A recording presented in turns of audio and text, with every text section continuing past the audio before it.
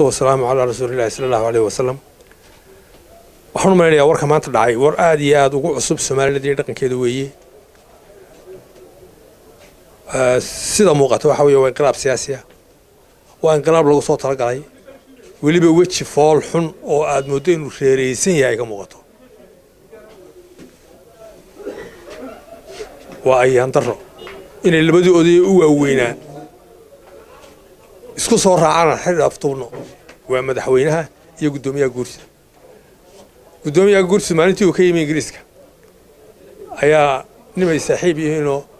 annaanu saaxiib nahay ayaan gurigiisa ugu tagnaa wuxuu taagnaa heer uu leeyahay waa xaaraan saldhig la bixiyaa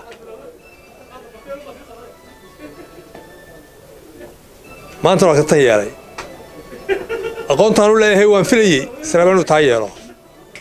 waa aqoontaan u leeyahay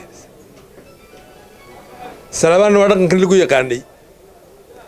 boormaan naga joognaa berigi boorma sheekeer baan ku darayaa ayaan qoladii cala casri oo jiray baan nahay waxaan arrimka baxay inaynu sharaxna meesha geeninaa salaam markaa uu yiraahdo gureynay structure si waxba la soo sameeyay shirka waxa ku biirinaysaan structure iyo waxba soo sameeyay salaam baan shirka geeyo tag oo shirka ka sheeg salaam intii iska dhaafay tii duduubay ayuu boqoliyo odayaal iyaga meesha joogay waxay yiraahdeen raacay salaam maxaa dhacay baan nidhi hal ku dhaw noqday ayuu wuxuu yiri ma structure baa toli noqonaya maanta waxa weeye yaa ma dastuur baa toli noqonaya weeye waxaan leeyahay waa ayaan daro ka soo celiya waa ka soo celin kartaan maanta odayaashii baa tiin ka soo celiya waxaan san leeyahay war weynu ognahay oo ummadani qoorqabad kuma cabi doonto qoorqabadna kuma dhici doonto sida la maagan yahayna walle inaan dhici doonin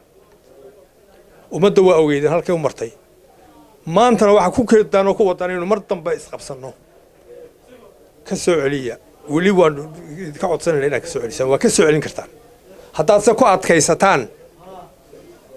waxaa ka dhifta baa leedi dadka waxaan leeyahay weliba dhalinyarta waxaan leeyahay waa mustaqbalkiinnii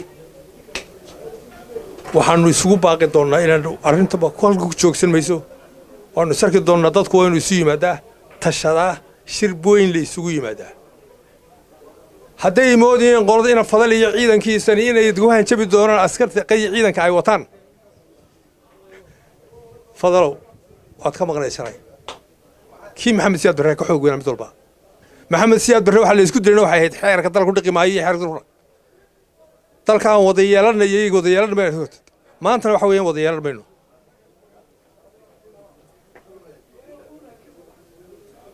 walle hadda laga noqon darajada laga dhixdo si hor loo ganahay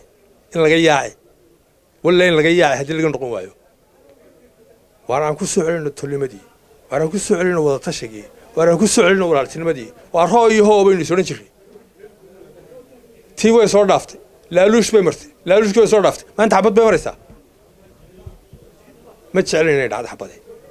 laakiin taad gudoomisay salaabaan oo maanta wax xabad